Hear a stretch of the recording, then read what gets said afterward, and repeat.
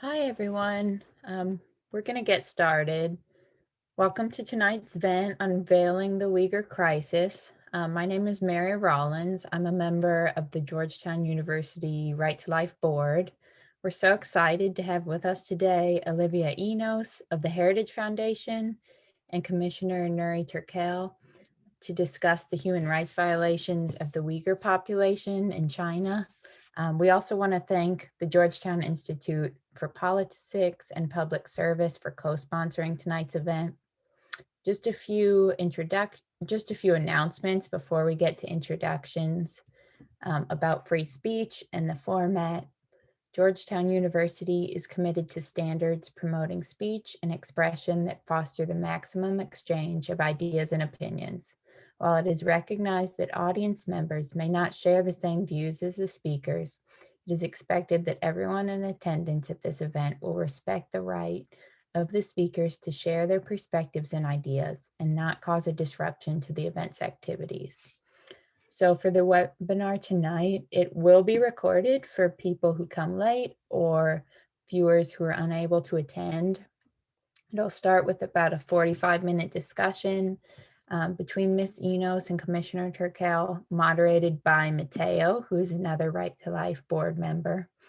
We'll then transition to about 30 minutes of audience questions. If you can use the Zoom question functions to submit those. We would love it if you can include your name and your year at Georgetown, but you can also remain anonymous if you prefer that. So with that, I'd like to turn it over to Hannah So, who will introduce tonight's speakers. Hi everyone, my name is Hannah So and I'm a junior in the college. This semester, I've had the pleasure and honor of working with Ms. Enos at the Heritage Foundation's Asian Studies Center and can speak to her deep commitment to promoting human rights and dignity through her work. Now, I'd like to introduce the speakers for tonight.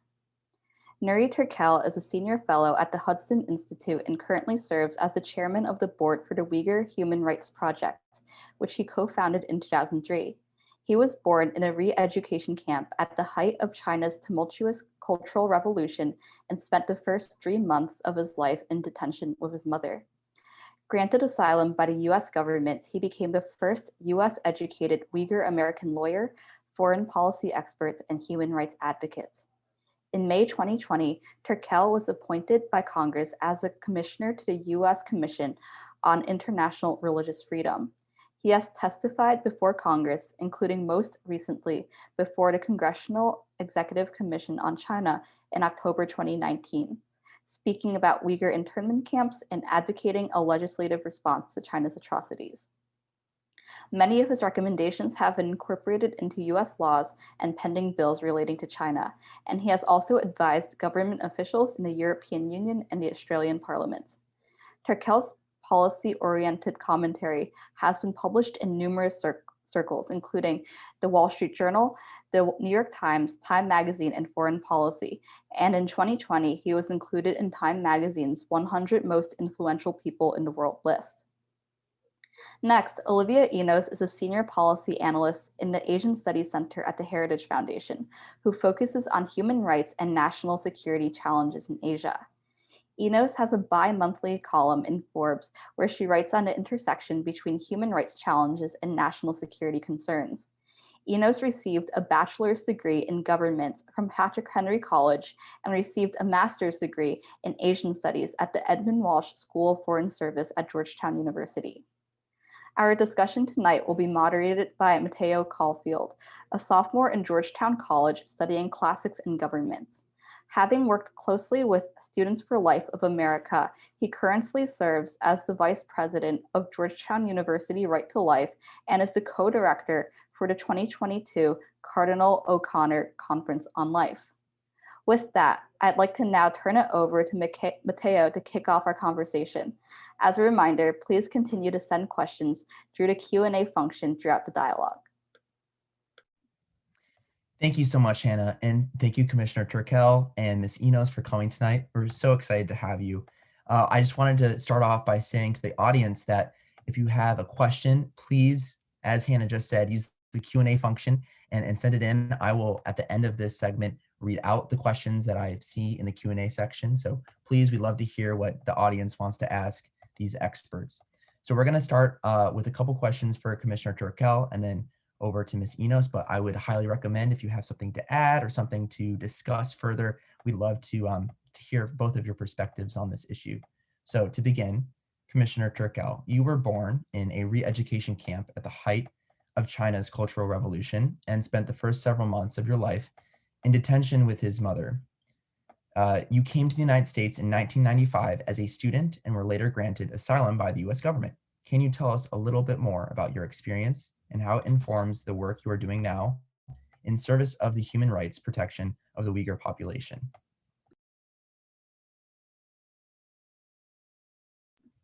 Commissioner, I believe you're muted.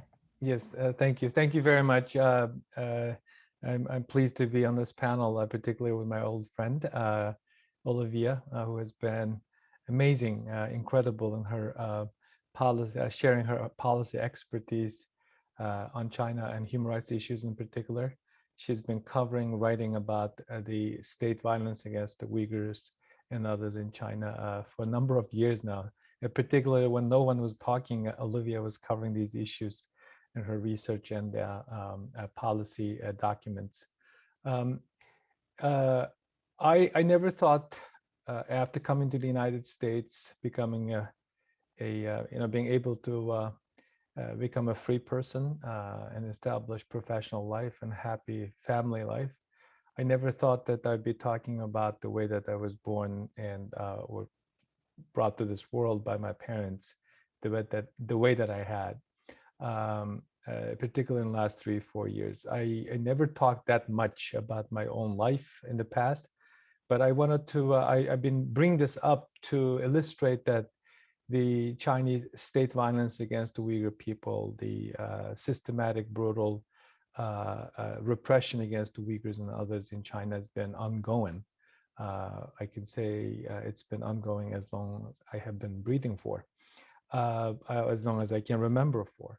So what the international community find out, particularly in the last 3-4 years, has been something that we've been sounding the alarm for years.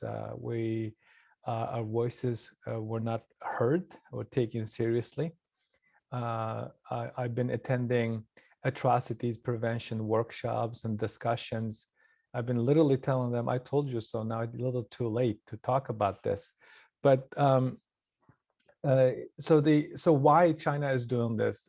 For a couple of reasons. One, people often talk about the China's geopolitical interest, China's claim fighting against three forces: extremism, terrorism, and separatism. But the real reason lies behind CCP's sense of insecurity. When you look at the Chinese Communist Party's official documents, starting with the number 9 document that was initially secret, later leaked out, this was from 2013. The party has a very specific objective to rule the world, replace the United States. So in order to achieve that goal, anything stands on the way, either domestically, internationally, need to be tackled or taken out. So when they look around, particularly since 2014-15, Xi Jinping and his supporters thought that anyone who potentially may pose a political threat to the state, to stability. Stability means paramount concern for the Chinese authority or Chinese policymakers and leadership, need to be tackled. So they come up with this a draconian method early 2017. They legislated something called de-extremification measure that they used as an excuse, tools to rounding up people. And also they use technology. Now we've been learning about the modern day slavery. So this has been an ongoing systematic attempts to debase, destroy this ethnic group, proud ethnic group that has been contributing member of the civilization throughout the history. So the Chinese government, as long as the Uyghurs and other Turkic Muslims remain as a distinct ethnic group, practice their religion, eventually will become a political threat. They also seen Uyghurs' ethno-national identity, particularly religious practices, as a sign of disloyalty to the party. They have been focusing primarily in two religious practitioners, the Christians and the Uyghur Muslims.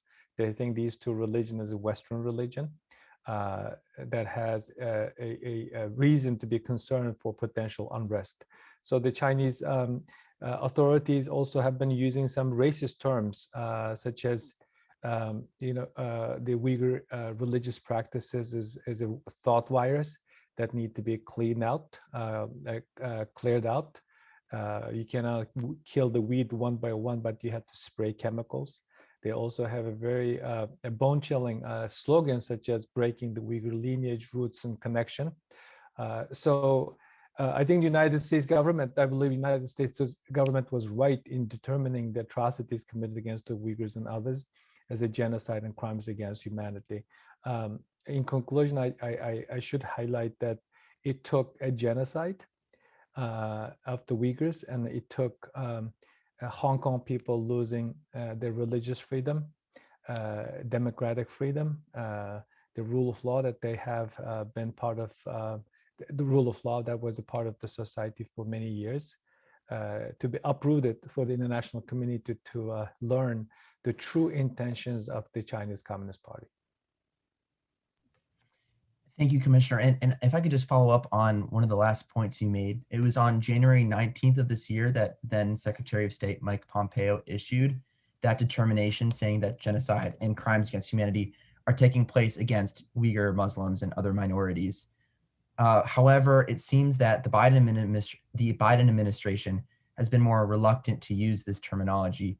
Why is that the case? And can you help us understand the criteria for and implications of the term genocide as applied in this context? The genocide, there are two thoughts on that. One, not only Chinese committing genocide against the Uyghurs and others, they're also breaching their international international obligation under international law. Like the United States, China is also signatory to the Genocide Convention, Genocide Convention 1948. At least 4 of those legal requirements for genocide meet in the Uyghur genocide. That includes forcible separation of the Uyghur children from their parents and a deliberate, systematic prevention of population growth. According to German scholar Adrian Zenz, a report published last year, in Kashgar and Khotan, 2 of the majority Uyghur prefectures that make up the Uyghur civilization, I would say, Uyghur culture, or the heartland for the Uyghur culture, had a population growth dropped or fell by 84% during the period of 2015 and 2018. Just the 3 years, the population growth fell by 84%. In 2019, Xinjiang's birth rates declined by additional 24%. So these are the statistics published by Chinese government, obtained through open source. So the United States government, the Secretary Pompeo, determining this to be genocide is not only significant policy response, but it was the right thing to do. It was the right thing to do. And what makes it particularly significant is that the same day this announcement was made, Secretary Blinken, during his confirmation hearing, said that that would be his judgment. Why the Biden administration has not been more coherent in their response? I would think that it could be a few things. One is that because there is already ongoing process, policy response that has been undertaking, was initiated by the previous administration, there are not much additional effort or decisions need to be made immediately. As you may remember, that Secretary Blinken told Congress that the previous administration's position on China is something that he would agree with, except for the method tackling the pressing issues. So the Biden administration, based on my communication with them, based on my observation, focusing more on bringing our allies and partners into the effort, to the fold, to respond jointly. As you may have noticed, in March 22nd, the United States and EU announced coordinated sanctions.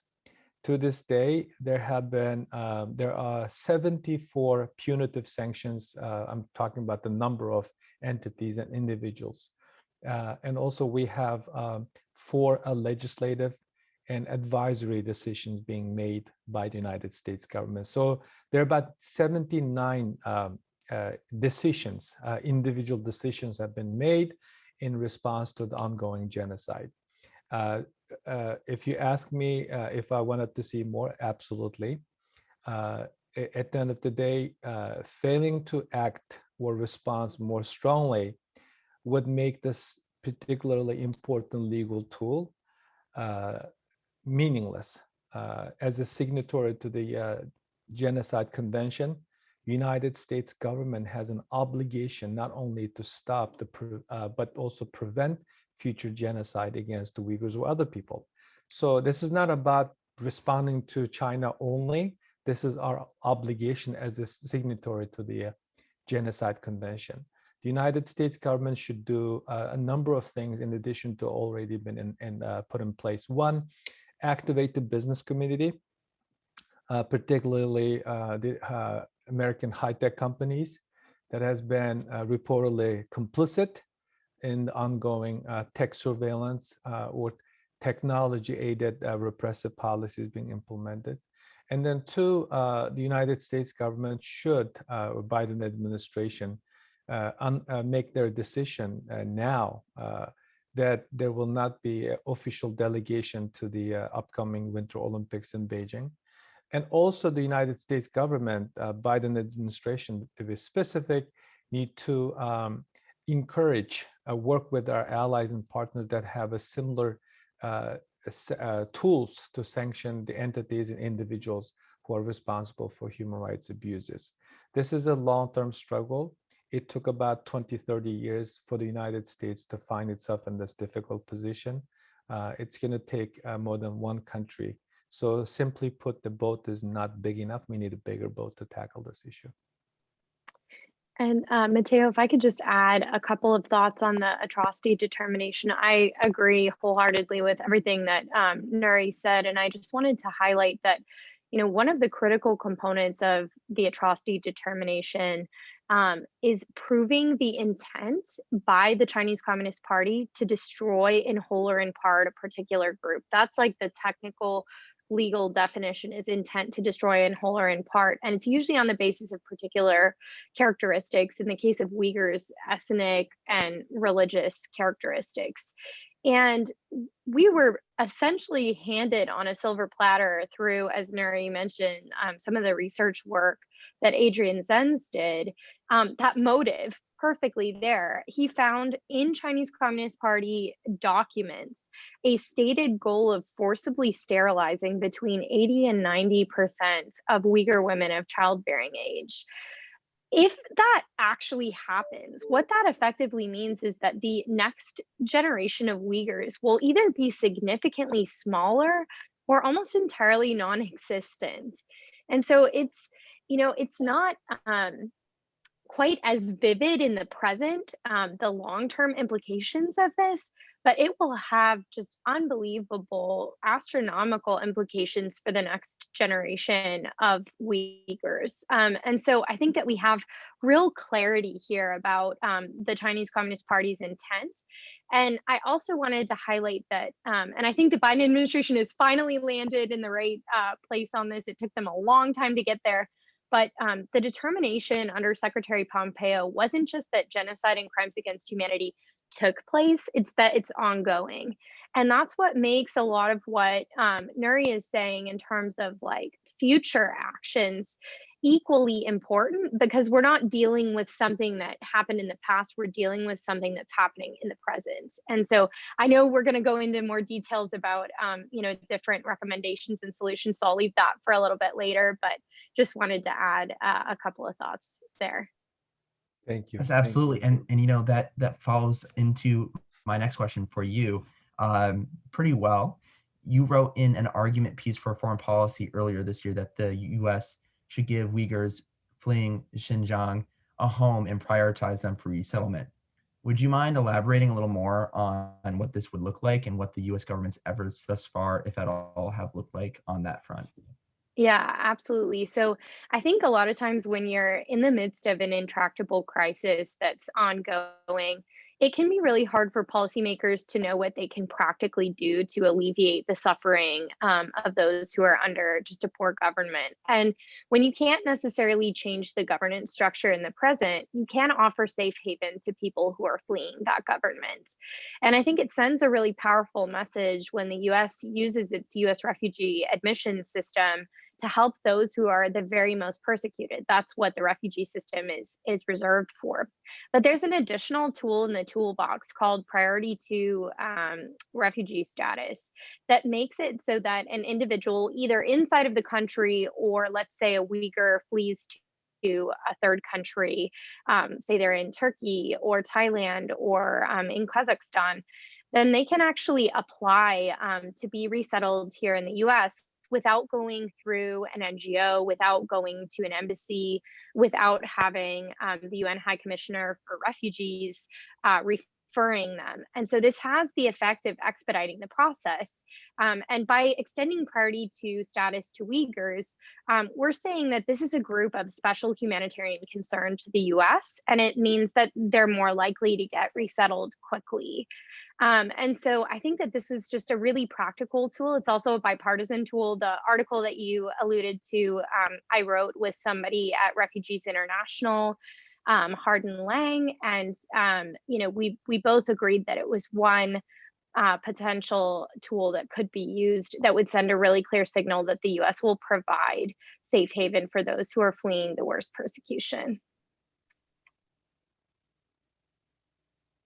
Excellent. Thank you so much. As many of the students in attendance are very interested in international relations or government, there are likely many wondering about the practical political steps ahead on this seemingly intractable and very tragic crisis.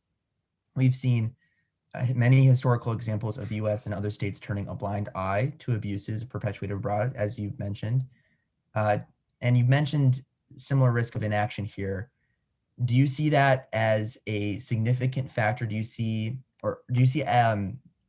this risk of inaction already taking place? What is the extent of that? Or do you see active work being undertaken by the US government on this front? Either way, what can be done to protect and amplify Uyghur voices? Ms. Enos, if you want to start off with that question. Yeah, sure. So I've actually been encouraged in the last couple weeks, and I think Nury alluded to this earlier. We saw the Biden administration actually collaborating with allies around the globe to issue sanctions in the wake of the Alaska meetings between China and the US. And you had the US, the United Kingdom, Canada, and the European Union issuing sanctions in concert with one another in order to hold individuals and entities inside of China accountable for the genocide that they are currently perpetrating. And I think that this forms a really great basis for multilateral action to respond to the Uyghurs' plight. One thing that Nury mentioned was potential action around the Olympics. And I actually just put out a paper on this that Hannah So, who spoke earlier, helped contribute to. But at Heritage, we think that a good first line of action would be to postpone the 2022 Olympics that Beijing is slated to host in February for the purposes of selecting a new host country to host the Olympics. And we think that's a good first line of action because we think it can be done in concert with other allies, including the ones that I just listed, but also perhaps Asian allies or others around the globe that could join forces. And if that ends up failing, you could do some sort of backup action where you have a diplomatic boycott, or in other words, American athletes aren't being punished, they can still participate, but the US government isn't going to grant credence to Beijing by giving a high-level government delegation to attend the games. And there's lots more to think about on the Olympics front, but I think P2 refugee status would be another great action to take. And we haven't touched on this too much, but there is just horrible reports of forced labor happening both in prison camp adjacent facilities, but also through forced labor transfer programs. And there is definitely momentum in Congress and I think around the globe, as well as from corporations, to respond and address these issues of forced labor and of human trafficking that are taking place. So I think that policymakers shouldn't be left scratching their heads wondering, like, what can we possibly do? Much more can be done. I think it's just about activating the right networks, and also remembering that one of the resilient parts of the US government system and the US in general as a country is that, yes, we have Congress, yes, we have the executive branch, but we also have a really resilient and vibrant civil society that individuals can make their voices heard and can create and facilitate change that helps the Uyghur people. And so I think it's important to activate those networks as well. Thank you, Ms. Enos. Commissioner Turkel, if you have anything to respond to Ms. Enos, we'd love to hear more about how we maintain the challenge of balancing engagement with China and cooperation with China, but also holding them accountable for their actions. I'm specifically interested on your take on the Olympics and how the United States should engage Beijing with the Olympic ceremonies coming up. The Biden administration has been using a 3C confrontation, cooperation, well, I forgot the other one, competition. So all of the three levers must be utilized in addressing the genocide. I like to point out something related to this, that some people try to criticize the decision, specifically Secretary Pompeo and Blinken now, saying that these are politicized decision, and that criticism itself is actually helping the perpetrators in Beijing to continue the process.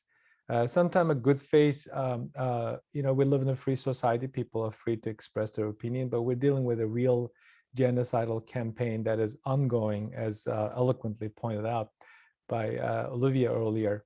So this is ongoing genocide. So what do? We need to go bold, and we need to go and use everything at our disposal. We've been hearing this presidential envoy Kerry saying that, the climate discussion, the cooperation aspect of the Biden administration's foreign policy with China will not sacrifice other issues related to American values. But the Uyghur genocide is also somewhat related to the climate change or climate talk.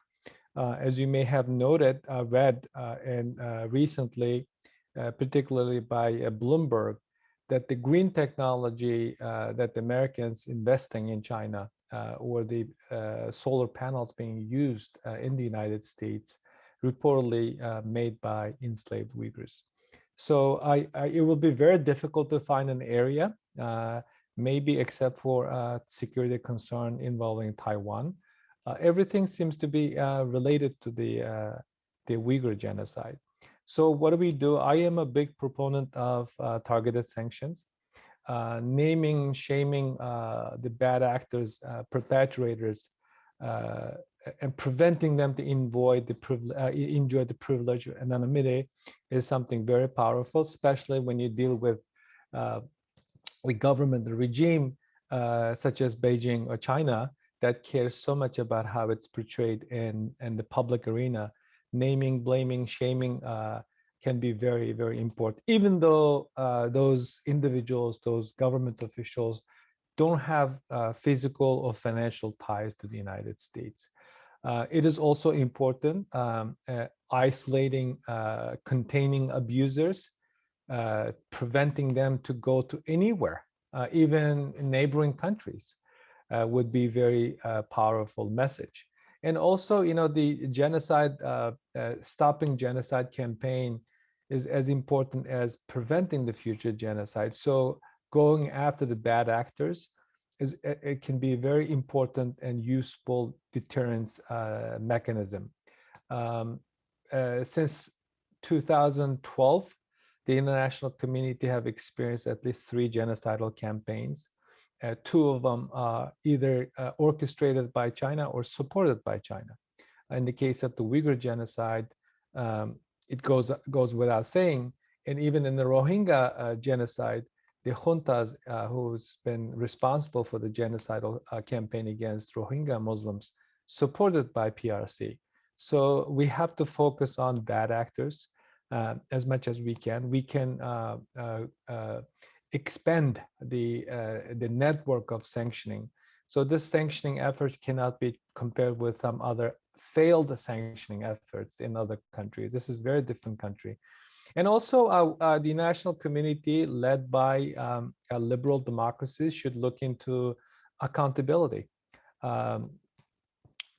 Genocide Convention, for example, grants US courts extraterritorial jurisdiction over genocide if the perpetrators are physically in the United States. There are a lot of Chinese firms, particularly technology firms, have a business presence in the United States. It would be very useful for the Department of Justice to open an investigation under the US treaty obligation, under the US domestic legal system. That also helps to put in rest the ongoing it is not genocide conversation.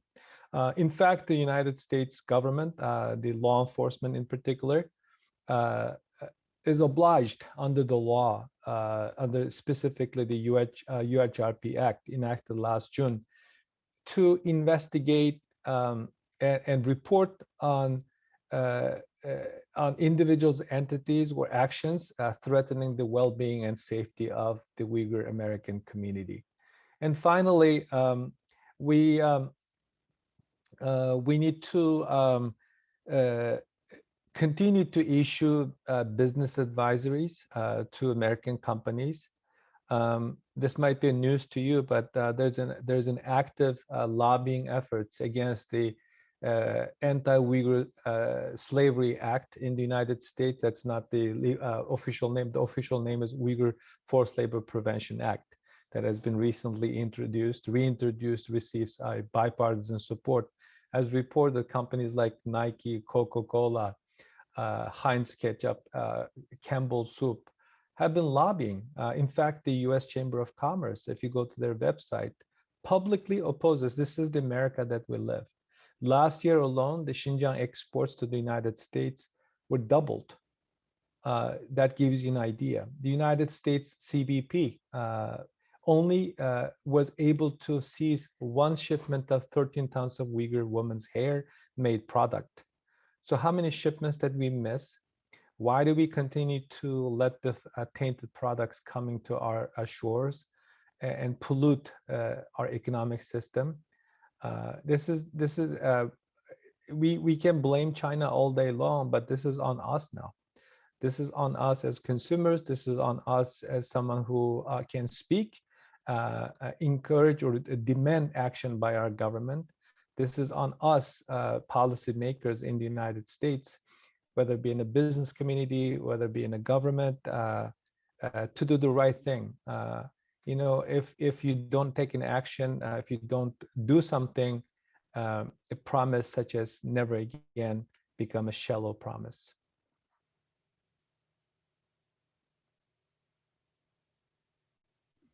Excellent. Commissioner Turkel, in your spiel there, you mentioned that there was an issue with partisanship in this issue. And I'm very curious for both Ms. Enos and yourself, what is the extent to which this issue has become partisan, and to what extent has this issue become bipartisan? I think the bipartisanship has been on display and are also in action in the United States Congress. As you know, there's not much that the members of the Democratic Party and Republican Party agree on these days on the Hill. But when it comes to China and when it comes to the Uyghur issue, Hong Kong issues, Taiwan, there's a bipartisan consensus. So there's not really a daylight between Democratic or GOP member of the Congress on these issues.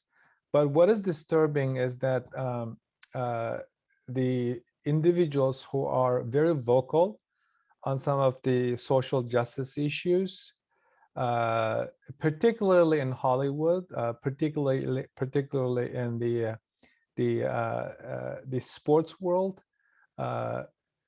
is still not really getting the message. They either entrapped by Chinese money or just simply hypocritical. They are good at using whatever the platform that they have to criticize our presidents, our government, for whatever the actions and policy decisions that they announced, or anything that is going wrong in the country. But the same principle have not been really applied when it comes to communist China. I don't mince words because we're dealing with the real lives, and people say, oh, 2 million, 1 million. There are real people with names and aspirations, affections just like us. If it's just 1 million people, that's more than the population in the District of Columbia. That gives you an idea how big this mess has been. We're talking about close to 1,300 industrial scale concentration camps, and yet some athletes wearing Nike, Adidas still don't get it. Some celebrities, there's no single celebrity except for Mia Farrow recently tweeted something that was published on genocide. It's deafening.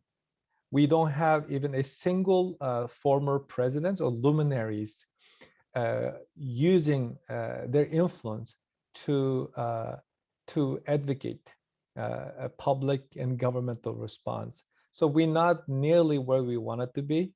Thank God that we have a Congress. We have members of civil servant in the United States government that has taken this issue to heart and making difference. As I said, I never thought in my lifetime, being an immigrant, being an advocate for so long, more than 2 decades, I never thought that I would see close to 80 policy responses to address the Uyghur human rights.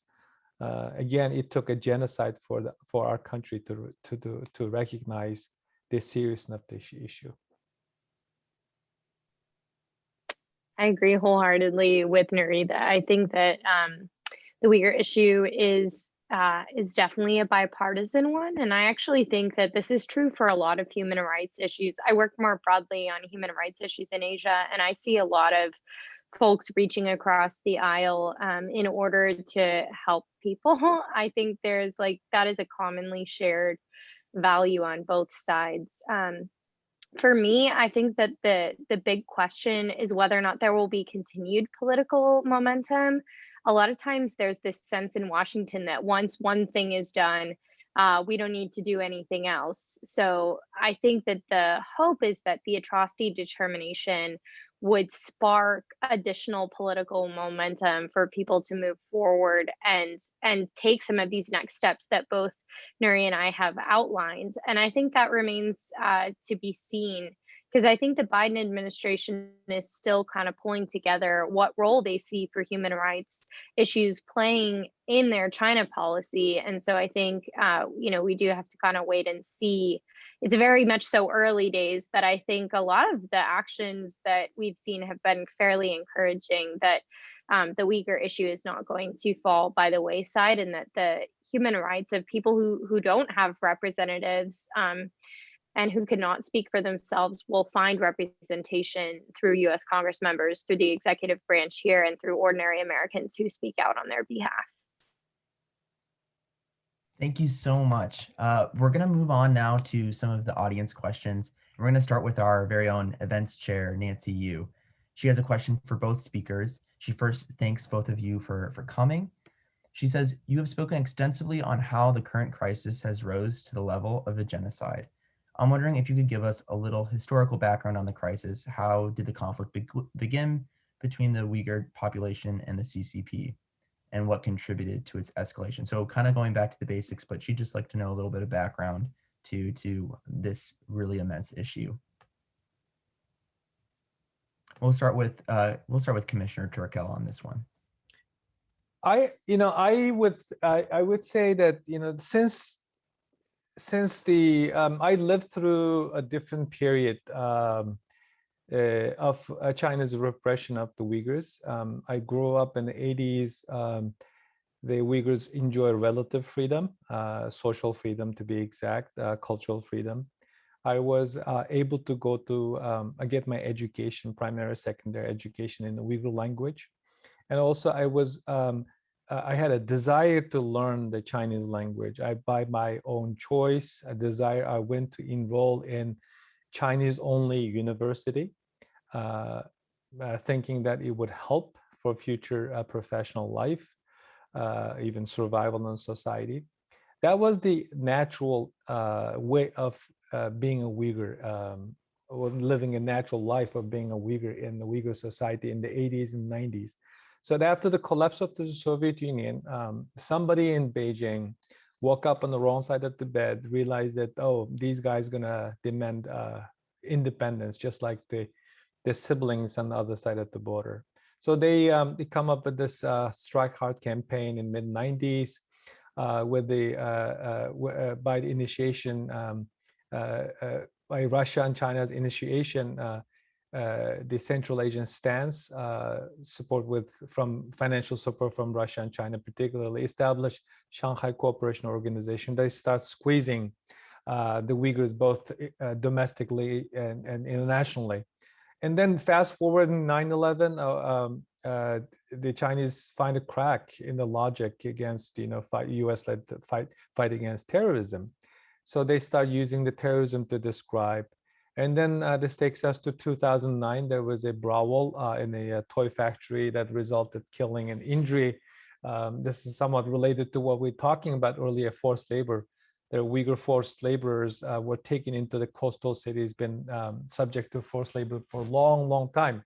So this was kind of a turning point, 2009, the ethnic clash that Western media, some academics even describe as a riot. It was not really a riot. It started peacefully, just like the way that in Hong Kong, it's the same method. You start peacefully and then turns to violent, and then the authorities call you a terrorist and rioters and so on and so forth. And then Xi Jinping's come to power, China's global ambition, particularly the Belt and Road Initiative early on, because Uyghurs' homeland makes 1/6 of the China proper, which is roughly four times the size of California. Gateway to Euro-Asian resources, China's expansionist ambition. And also, again, as I mentioned, stability has been a paramount concern for the Chinese state. So in order to accomplish that geopolitical objective, in order to secure Xi Jinping's leadership, secure the insecurity of the Chinese Communist parties by suppressing Uyghur security, they come up with this thing. And then around 2014, 2015, there was some violent incidents reported widely in the media. That has not been independently substantiated or verified. We're basically copying and pasting what the Chinese state says as an evidence to talk about this, and to the extent legitimizing the Chinese crackdown with the claim that they're fighting against three forces. So nonetheless, even if there's such an resistance, violent resistance, those are social violence at best. It's not organized separatist movement or terrorism, as the Chinese like us to believe, like world to believe. And then in 2017, we really saw this with the arrival of this Chinese official from Tibet who got sanctioned under the Global Magnitsky Act. His name is Chen Quanguo. If you read the latest profile piece in the New Yorker magazine, I highly, highly recommend you to spend 2 hours just listening to it when you work out or taking a walk. Amazing story by Rafi, New Yorker reporter, profiling a former camp survivor, Anar Sabit's story. In that story, there's this very specific lines about Chen Quanguo. He was ruling Tibet, got Xi Jinping's nod, thinking that this guy could do the job. You know, some people liken him to China's version of Adolf Eichmann. Those of you have read the Nazi history, familiar with that name.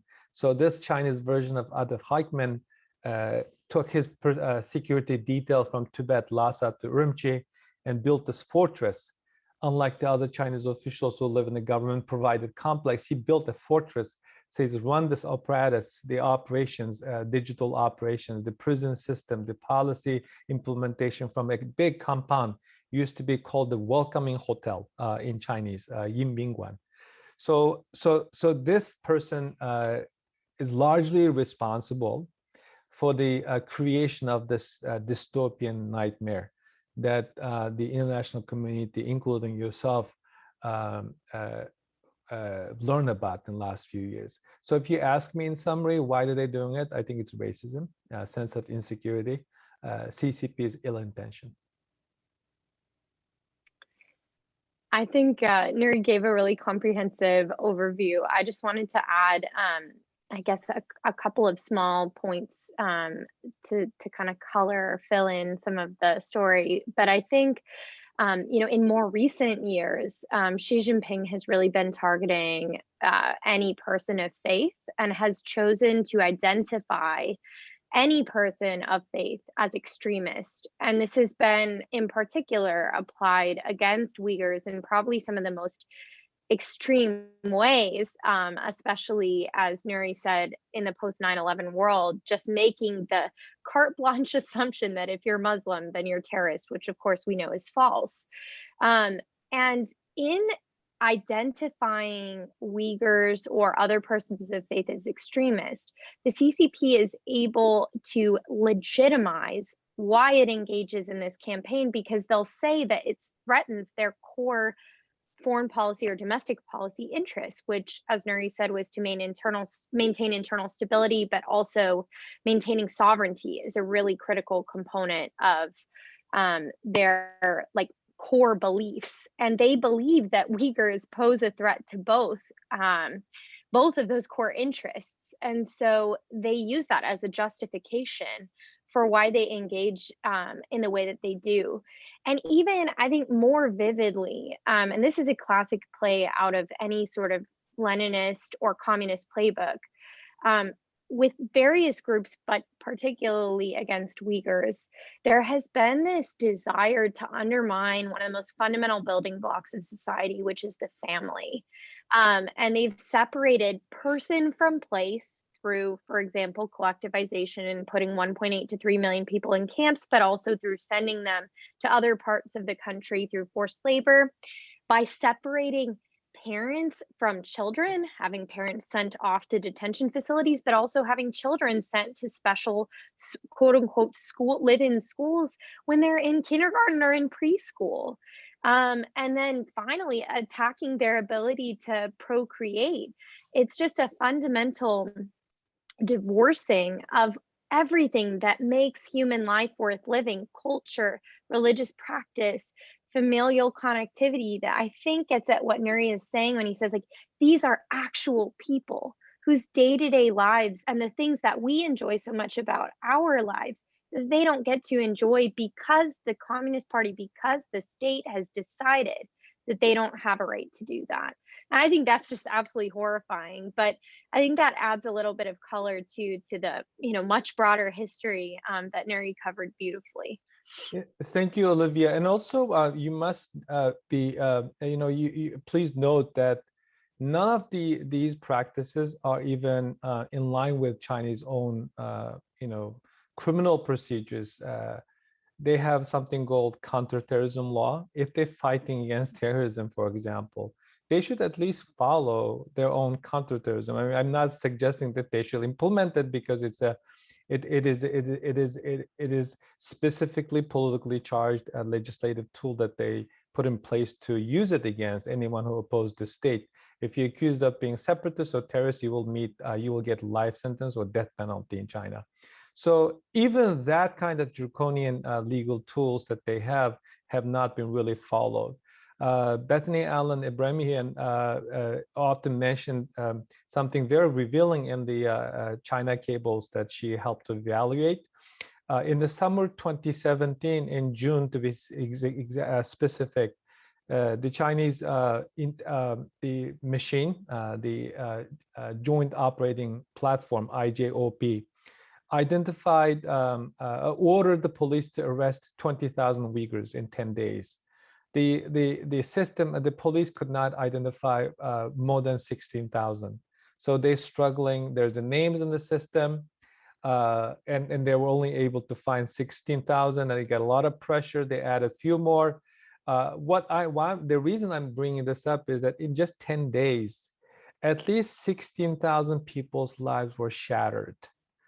And then there's no one bothered to ask or tell those individuals why they've been picked up, why they're there. And no one in this government, any reasonable government, will do assessment, reassessment, evaluation. Even if they had a legitimate purpose, they have not been even bothered to check in to see if it's working.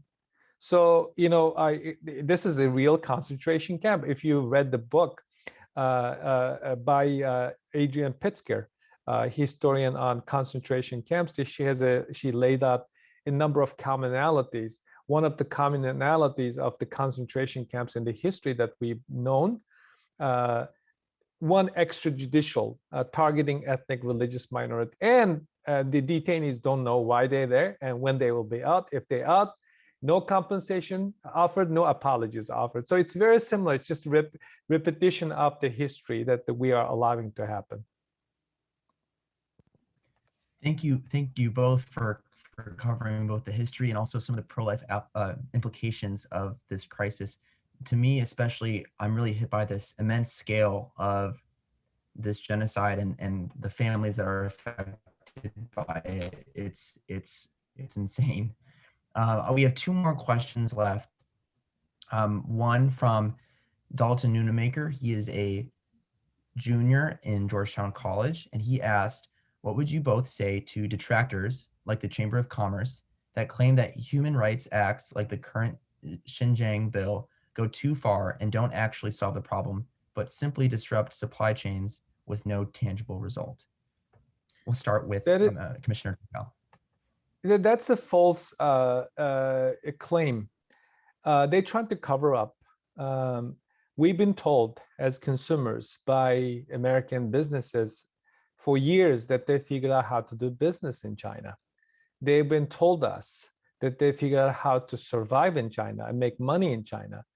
And now, because they're caught in this crossfire, there's laws and regulations in the homeland, and there's an oppressive regime in Beijing trying to manipulate their business practices. They find this vulnerable consumers again trying to fool us.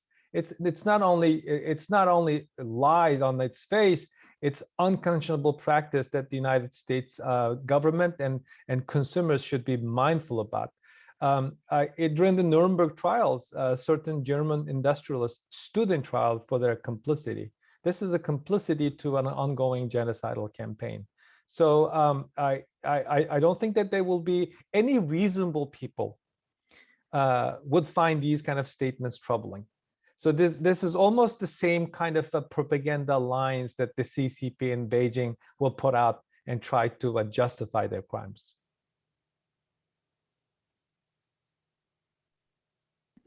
Yeah, I agree with what Nury said.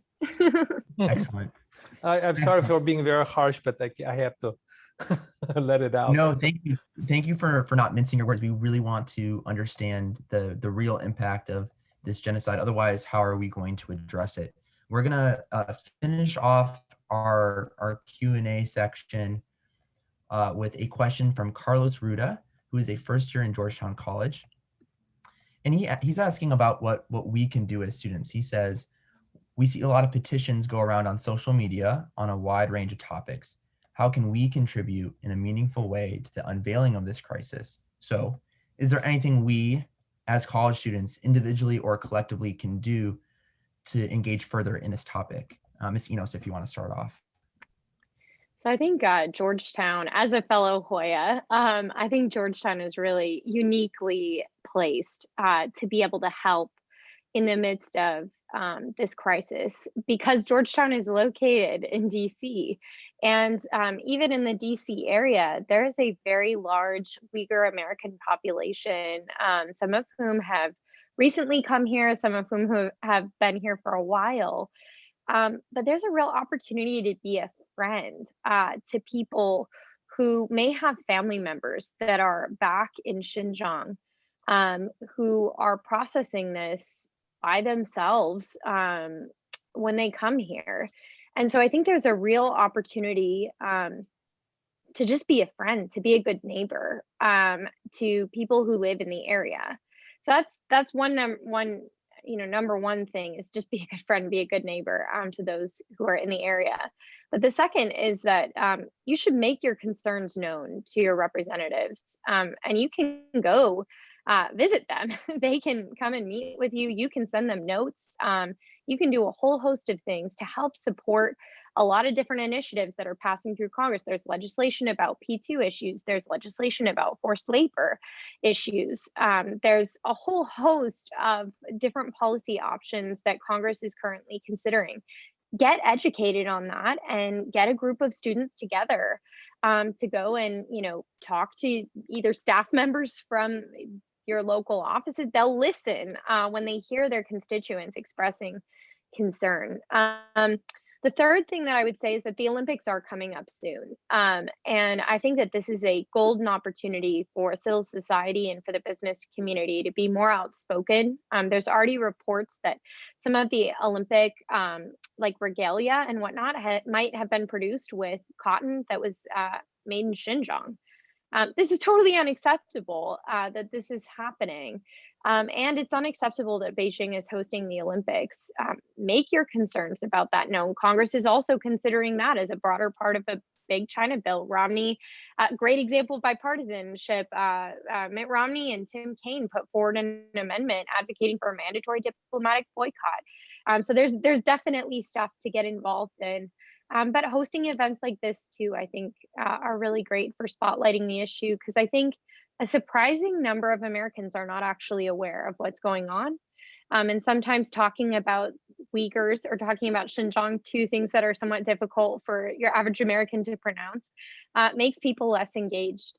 Elevating the voices of Uyghur people to speak on their behalf and on their people's behalf, I think is incredibly important. And we can do more to make sure that everyone is aware that there's ongoing genocide and crimes against humanity occurring in China today. And we've got to do something to respond.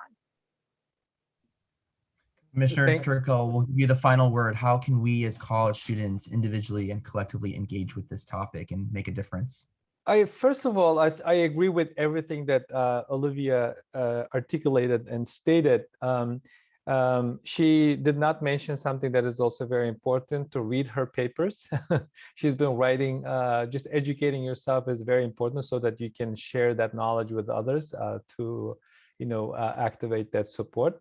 If you go to heritage.com, the website, you will see a lot of excellent op-eds and reports done by Olivia in the last 3-4 years. And also one other thing that this is much broader a recognition issue. To me, recognizing the issue is almost as important as taking action. We Americans and policymakers, or people who can influence policymakers, should realize something, recognize something, that we cannot have a successful China policy if it's not grounded a realistic assessment of the Chinese Communist Party's ambition and methods. And we're just seeing one of the things that is resulting from that ambition and that method. So we have to recognize that we have a CCP problem in this country and around the world. And then two, I cannot emphasize enough of the importance of you being a consumer activist. If you go to this website that I just shared with you in the participants chat box, endforcedlabor.org, there are a list of companies that have been implicated. We're talking about over 80 companies that includes Volkswagen, Hugo Boss, Adidas, Puma, Nike, all of them. I mean, anything that you touch have been implicated, some computer components, even the PPEs that we wear to save our lives. So stop buying them. We will not be able to put pressure on the corporate America, those business leaders who are so consumed or concerned about their pocket than human lives. We'll get a message, stop buying them. So that would be very, very helpful. And also call your representative to get this forced labor bill done. S65 has been reintroduced. And this is in addition to the other bills that Olivia is mentioning. And I can't thank you enough for you lending your voice. Lending your voice is very important. This is precisely what you're doing today. So I wanted to thank you for organizing this, and I thank you for the participants to spending your evening with us to learn about these tragic situations.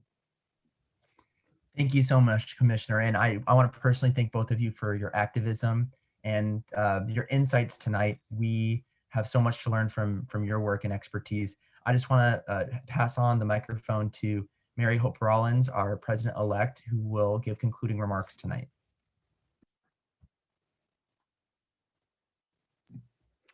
Hi, yeah, thank you so much for sharing. I just want to close with a couple of thanks. Thanks to Mateo for moderating tonight. And Carrie, who's the current Right to Life president. She did a lot behind the scenes. Also Geopolitics and the Center for Student Engagement for just making all the behind the scenes things happen. Yeah, and lastly, just thanks again to Olivia, Enos, and Nury Turkel. Everyone stay safe and healthy during finals. Thank you. Thank you so Thank much. you. Thank you.